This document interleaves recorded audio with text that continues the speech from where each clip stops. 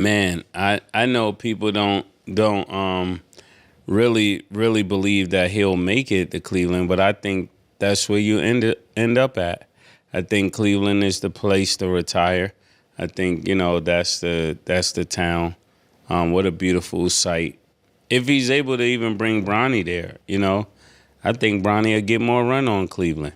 So I think this will be a beautiful thing. I think it'll be a beautiful ending of a story. And who knows, I just think Cleveland is the best place. Only other place is Miami, right? But then I don't know if Pat Riley will let that happen. I think Cleveland got a lot of pieces that if LeBron goes there and he plays like he's been playing this year, before the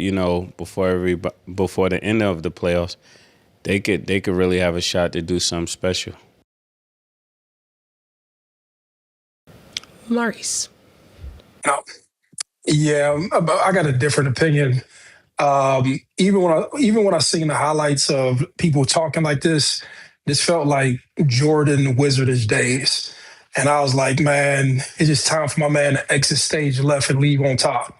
There's something about like when people are great, and then once you start getting shuffled around, and they ask you to take pay cuts, and like just the environment for why people fell in love with you ain't the environment no more. Like for me, I don't want to see it. And then you had the bad run, and they got swept this last playoff series. I don't want to keep on seeing him past today's and past his prime or past where he's been at. I think like, hey man, the thing that he's done with Bronny to bring him to the league, I think it was phenomenal, and definitely a legacy moment. I think him being able to be the scoring leader was a legacy moment. Him having all these championships was a legacy moment, and I just don't want to see it. I just don't want to see like you just have this decline just because like the conversation around him is changing. And it's not the same conversation we had. I think the league has moved on past him, and so it's kind of like watching just whoever you fell in love with, and they had their moment and they had their time, but then those people just staying a little bit longer. The lights then came on in the club, and they don't really know they ain't supposed to be there no more. And LeBron is phenomenal. I just want to see him leave. Go either own the team in Vegas, or if he did come back to Cleveland, here's another idea. Maybe Dan Gilbert, since he's at the latter part of his career, let LeBron buy into Cleveland and be a partial owner and not a player. So that's where I'm at with the LeBron conversation. I want to see him finish his career.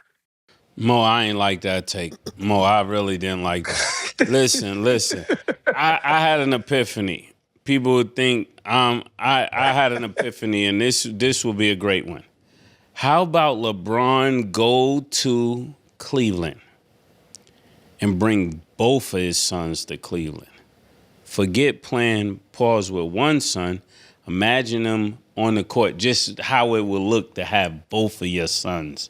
I mean, if you're going to go out crazy, go out crazy. If this is the last year, put $2 million into your body, show up. And just that would be so crazy. What do you think, Stat? You normally like stuff like this. How do you think about this, Stat? Both sons on Cleveland? That would be crazy. Honestly, I'm at the point where... Nah, that's crazy. No, I'm saying crazy. If he could, it sounds crazy, but if he could do it, I mean, selfishly, I would want to see it.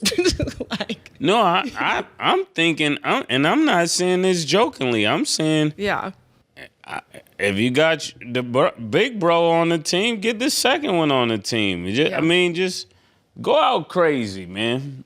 I like that. I like that take, actually. I really do. I don't care if y'all like it. I think that's phenomenal.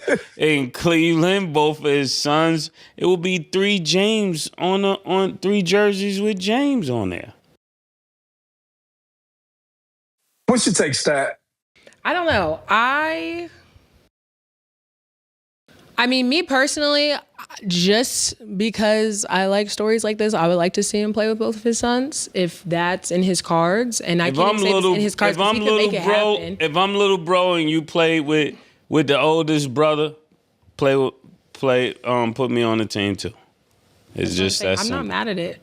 Especially, if you play good, that's just what we would like. We can't necessarily say that's going to happen. But Giannis did it. Yeah, he did.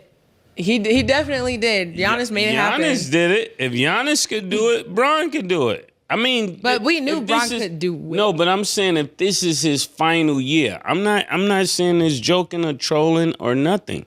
If this is his final year, that's the way I'm going out. That's the way I'm going out. Let me ask you a question.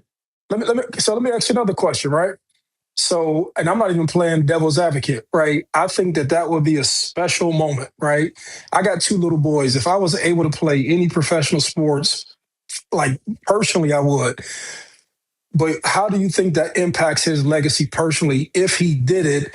And I say it with context because his son plays as Bryce plays for Arizona, and Bryce I don't think got on the court this year, or if he did, he got on minimally. That's not taking shots at him. It's just I didn't see him a whole lot playing this year.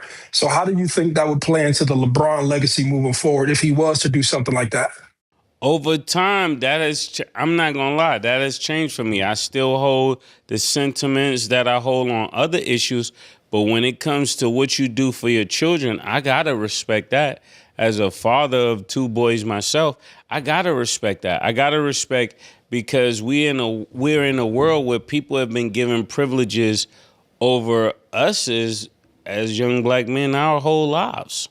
Right. So even when I look back, because I have people that talk to me off of the air and talk to me outside of this commentating or analyst, and they say, just think about it. How many times have you gone somewhere and you were more qualified, but there was already somebody else that got that position? That's life. That happens all day, all of the time. And over time, I really had time to think about that. If I could really put my child in a position to make millions of dollars, I wouldn't leave him in the league, but I would definitely give him the opportunity to make the money, and then he could leave and then do whatever else he wants. But he was able to make that amount of money. I think that's phenomenal. So I'm not saying take somebody's career away, but if there's a spot he can take on the team and he can make a couple $1 million, I would want him to have his own millions of dollars. Why not? Yeah. Maurice, what's your father's POV?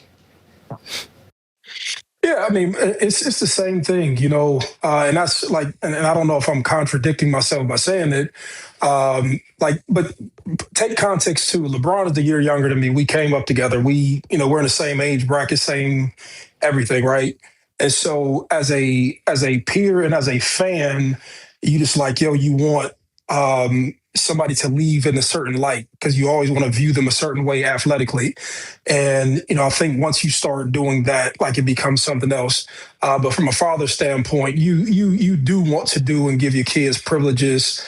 And so I'm definitely on that same wavelength in regards to giving my kids privileges. But then when there's, I don't know, the conversation about him, it becomes about everything but the basketball piece. And then I think that just wouldn't fare well in regards to either spectators, fans, commentators, everybody else. And not like he gives a fuck about it too much because he obviously did the Bronny thing, but I just don't want another piece to be attacking him to say, hey, man, you ruined this thing that as us black basketball players, we fight to get this opportunity to then make it to the league. And so I just don't want that part of the conversation. It's myself personally.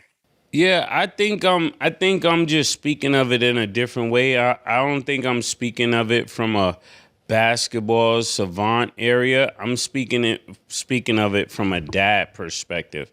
Yeah. If you have the opportunity to give your son a job, think of it like that. If you have the opportunity to give your son a job, if you could make a call and get him the job, who would not make the call and get their son a job? Yeah. See, when I think of it in that context, it is yes all day. It's the basketball side that make people argue with it. That's what was making me argue with it. But when it was simplified and I thought about it, if it's just a job, this is a job. Are you not making a call to get your son a job? If you know just your call will get him the job. I want them to have a job, I'll make the call. It also happens across all industries all the time.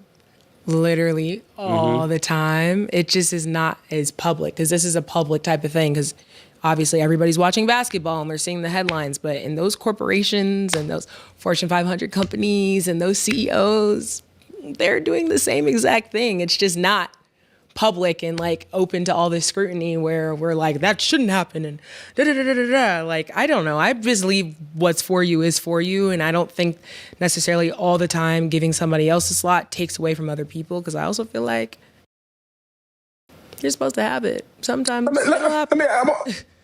yeah, Maurice. It's a different question. I think this is very relevant too. So Mase, obviously huge star. You've been a star across the globe, right? Was there ever anything in your career, because I would parallel your level of stardom with his, just like a global phenomenon, right? Was there ever anything that you ever did you say, hey man, I've stayed, I can't do this thing anymore because I've outstayed my welcome? And I don't know if it's, you kind of get what I'm asking from. And like when we first asked the question, I was just asking just like at certain spaces and places, no matter how much sense they made to somebody else, was there anything that you ever did to say, hey man, I just can't do this thing no more, no matter how bad? And it doesn't have to be music per se, but just a thing. With me, I've always left early. I always leave early. I never stay late. If it's whatever I'm doing, I was always taught to leave while they love you. Whether it was music, whether it was school, I've always left early. I never stick around for people to be like, yo, it's better. Why are you still doing this? It's always better that people remember you in the height of whatever you were doing, so. I always believe that. From that aspect, I believe you should leave while they love you. So, for example, to relate that to sports, when you see like Bill Belichick, having this strong legacy and he then stayed kind of too long. Yeah. So even that's something that I did learn from music, right? From my musical mentor, he always say, get off the stage and let them call you back versus stand on stage and people like this. You rather people say one more record than you be out there so long that people like, oh man, enough is enough. And that's how people careers are. Like, it's not that you're not good anymore. It's just you never gave me a break from you. So for me to enjoy it. Pause. Yeah, but go ahead.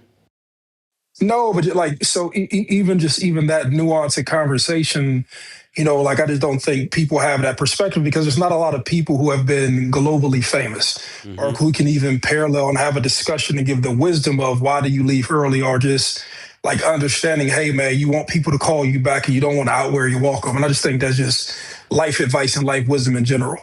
Because when people look at you as a person who left early, in their minds, there's always that spark of, man, I remember how good this person was, pause, and what else they could have been. So you're always in the good graces of people. Think of Grant Hill, same thing. If you leave early, people, it turns into the GM at the Atlanta Hawks, right? He didn't play that long, but because of how people remembered him, they remembered him on a high. They remember him like, okay, Grant was one of them ones. You get what I'm saying? His name always come up in a great light.